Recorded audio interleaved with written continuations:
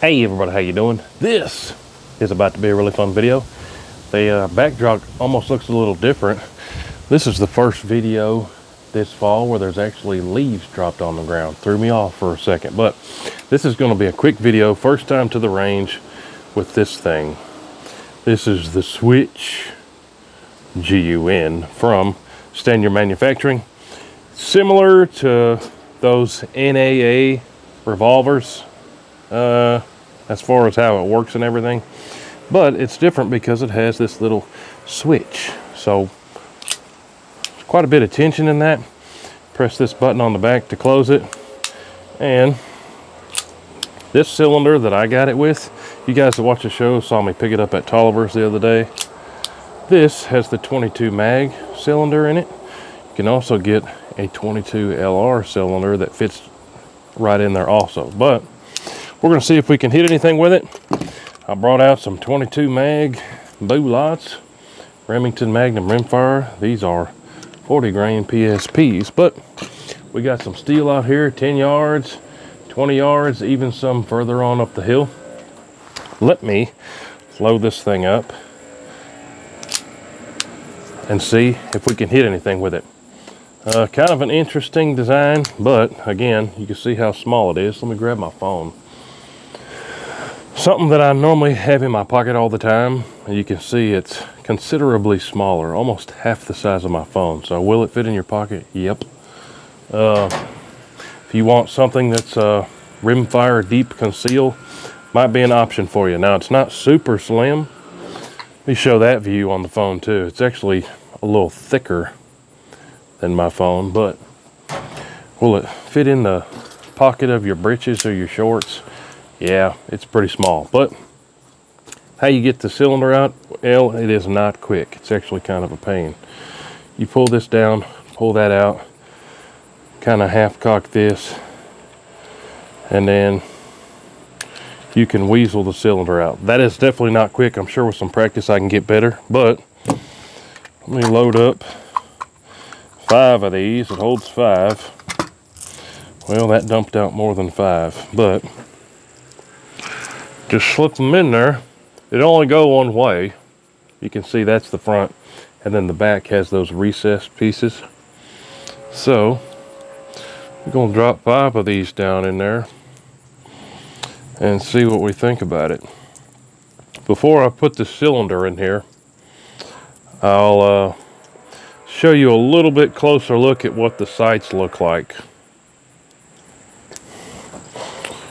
So real quick, you might be wondering, well, what in the devil do the sights look like? With the hammer up, you can't even see the sights, but with the hammer down, you got a little rail. So if you're aiming at those targets, you're looking down that little chute right there. But are we going to be able to hit anything with it?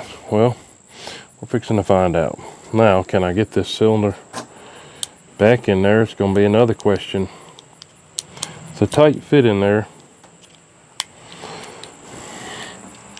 And don't lose the pin here.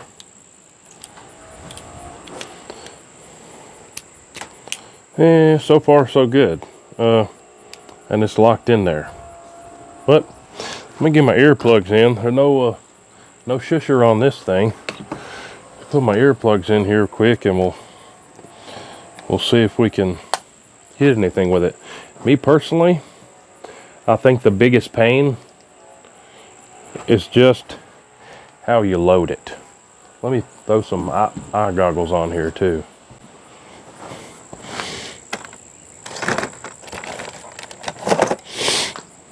Like I said, I think the biggest pain is just going to be how you load it. It takes more time to load the thing than it does to send all 5 out. But here we go. I'm going to get back a little closer to you so you can see what I'm doing. Actually, maybe I bring the camera closer to me. How about that? Let's just go. That kind of orange guy right there, that's 10 yards. So not much for a trigger, but it's got a big grip. I think we ought to be able to aim pretty half decent on it. We hit the metal, we ought to hear it. Wow, I missed at 10 yards. And this thing is loud. My goodness, that's loud. Well, let's go for a smaller target. See if we can hit a smaller target. The silhouette just to the left of that.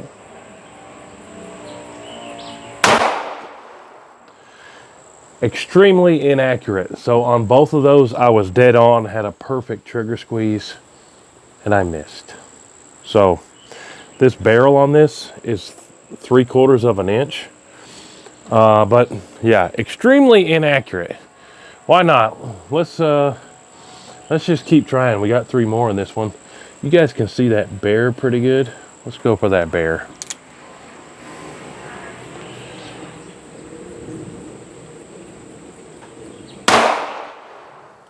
Completely missed it.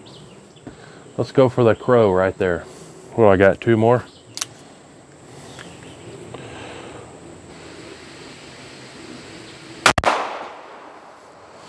Again, completely missed it. I think we're gonna have to go up to that paper plate at like 3 yards and just see where we're hitting, because this is ridiculous. Let's just do 20 yards for kicks. Why not? We're missing at 10. Yep, completely missed.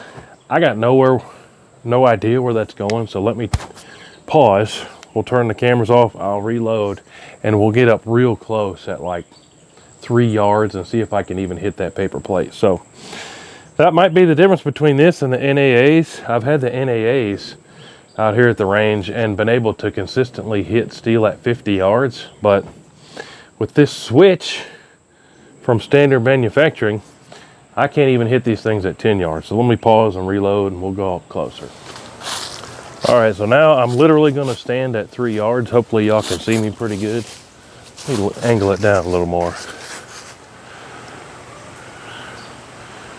Y'all ought to be able to see me here. Now, this is probably even more like 2 yards. So can I get anything at 2 yards? Surely we can hit a paper plate at 2 yards. Perfect squeeze here. Oh wow, look at that. At 2 yards, I'm 3 inches high. Let's just do the whole cylinder right there.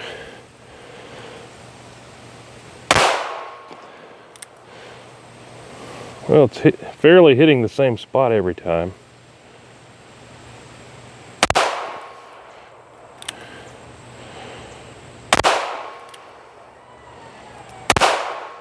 So those last couple ones were pretty quick. So good news is it is consistent, but I can slip it in your back pocket right there. Very consistent, but that's probably more like 4 or 5 inches high at 2 yards. So to hit at 10 yards, I probably need to hold like a foot low. Let me just go ahead and get you close on the target here. So at 2 yards, I'm holding here and hitting way up here, but you can see it's consistent 2 in this hole and 3 in this hole. So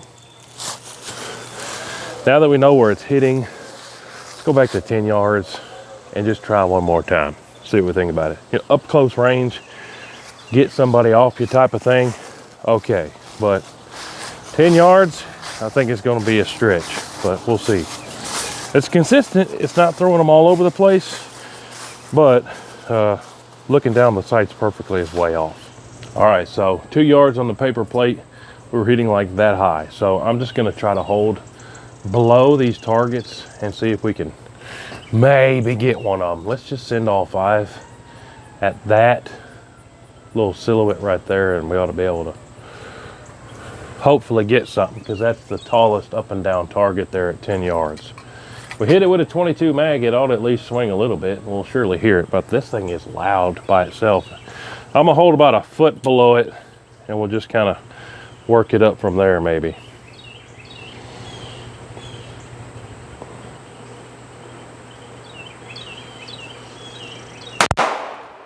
Yep, I got it. You can see it swinging. I literally held roughly a foot beneath it, and I hit about 2 inches up from the bottom. So let's see if I can do all 5 that way.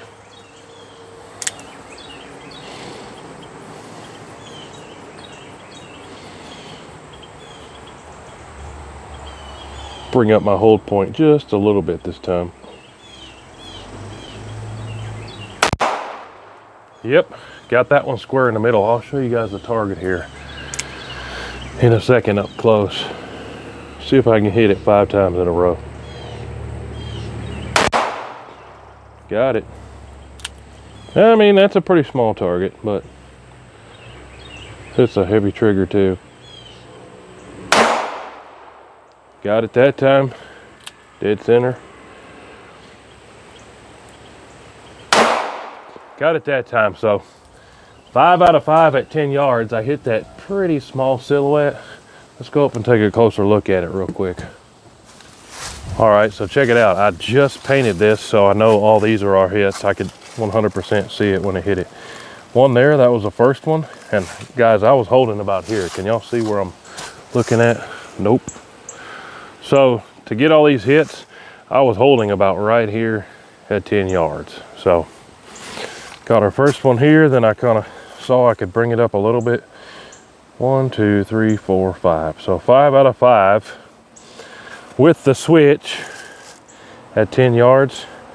I mean, if you really focus and really pay attention to your squeeze with that heavy trigger, you can get somewhat of some accuracy here. And this is, even with a normal 9mm or whatever, this tiny target at 10 yards is not super easy. I mean, if you practice a lot, it's fairly easy, but pretty difficult target at 10 yards, especially with something like this super heavy trigger standard manufacturing switch. All right, so who would want something like this? At first off the jump, I was very concerned and very disappointed because even at 10 yards, I wasn't hitting jack with a good squeeze on the trigger and a perfect aim. But then when we went up to 2 yards at the plate, we're hitting super high. So the sight alignment with where it's hitting is way off. Yeah, it just is. But after we did that, came back at 10 yards, we hit that pretty small target 5 times in a row. So who would want something like this? Could you put it in your tackle box and use it for a snake and not be worried about this getting tore up, bouncing around the bottom of your tackle box? Yeah, probably so. But then again, at 10 yards, my group is like this. So if you got a snake, you kind of want to be able to get it further than 1, 2 yards away, you know? You got that snake at 3, 4 yards and you're having to hold 6 inches low, keep that rattlesnake from biting somebody or water moccasin, whatever. Yeah, you might want something more accurate, but you could use it for that. Throw it in the glove box. Not be too worried if somebody broke in and took it. That's happened to me before, and I actually had a pretty good one. Somebody robbed me of my .357 mag, and that was 15 years ago. Never got it back. Yeah, you could do that, but then again, there's probably some better options. One of the things that people might say is, oh, I like this because it covers the trigger. You know, you have it in your purse or in a special pocket in your purse. You're not worried about it bouncing around. Well, they got holsters that'll do that same thing and ease your mind about the trigger being exposed. Even so, if it were to open, you know, the trigger's not doing nothing. The hammer's pretty heavy. Even if it were to get cocked in your purse, my goodness, it's about a 10-pound pull on that trigger. But at the range plinker, I kind of don't think it's that either, just because of the hassle of the, well, you gotta do this and then wiggle the cylinder out. I don't know. Is it cool? Yeah. I can get a good full-size grip on it. I can hit what I'm aiming at least at 10 yards. I don't know. I think it's just kind of one of those novelty things. And oh my goodness.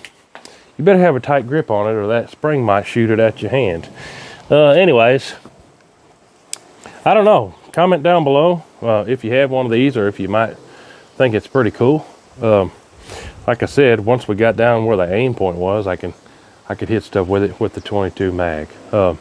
It's definitely loud. I don't know if y'all are going to see fireballs on the video or not, but yep. This is the standard manufacturing switch. Pretty cool. That's the coolest part, really, the switch part. That's the coolest part. But yeah, deep conceal, sure. Are you gonna get the bad guy at 15 yards away in a stressful situation? There might be better options than that. But hey, I'll quit rambling. I just wanted to bring it out here and show you guys if I could hit something with it. I hit something with it. But yeah, appreciate y'all watching. If you got one of these, you might start off holding a foot low at 10 yards. But hey, I won't ramble anymore. Appreciate y'all watching. We'll see you guys on the next one. Hoo-doo. Load it up and get it on as soon as you can. 30-06, 10 mil, 50 cap. It don't make a difference, man. We like to